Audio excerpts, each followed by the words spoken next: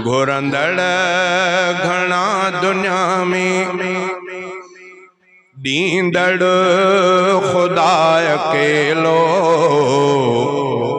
घुरंदड़ घणा दुनिया में दींदड़ खुदा अकेलो मुश्किल में खोड़ फाथल मुश्किल कुशा अकेलो घुरंदड़ घणा दुनिया में वाली वजूद बख्शे सब जो तो पेट पाले हर कहीं के रिज़्क़ उन जे आधर करे हवाले जेड़ी हैसियत जो आहे अल्लाह रिज़्क़ ओड़ो दे नंढड़ो बच्चो आ ॿारड़ो आ वो बूटी खाई न सघंदो मानी चबाड़े न सघंदो अल्लाह ताला उन जे लाइ अमड़ जी थञ वरी नानी ॾाॾी मखण माखी ज़ोरीअ पई आङुरनि सां वात में गुहींदसि त बचड़े खे पेट में जहिड़ो अठ साल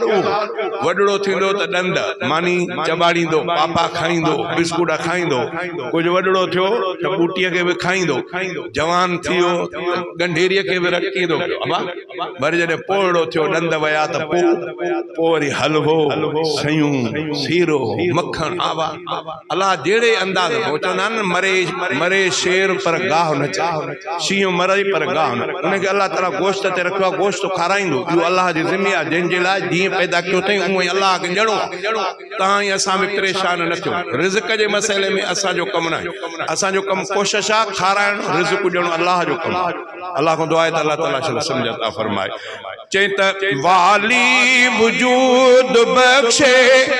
सब जो तो पेट पाले हर कहीं के रिज़्क़ उन जे आधर करे हवाले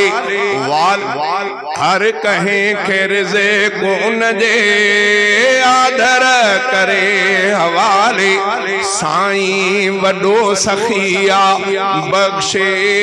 अता अकेलो मुश्किल में खोड़ फाथल मुश्किल कुशा अकेलो घुरंदड़ घणा दुनिया में 24 कलाक जंहिंजो दरबंद नाहे थींदो जेको खणी मुसीबत दरगाह में आईंदो 24 कलाक जंहिंजो दरबंद नाहे थींदो जेको खणी मुसीबत दरगाह में आईंदो पूरी करे तो हाजत हाजत रवा अकेलो पूरी करे तो हाजत हाजत रवा अकेलो मुश्किल में खोड़ फाथल मुश्किल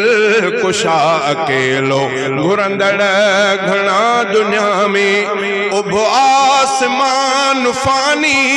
हर शाह खान फानी पोढ़ो जवान फानी इंसान फानी फानी उब आसमान फानी हर शाह खान फानी पोढ़ो जवान फानी इंसान फानी फानी जोड़ियल जहान फानी बाकी बका केलो मुश्किल में खोड़ फाथल मुश्किल कुशा अकेलो घुरंदड़ घणा दुनिया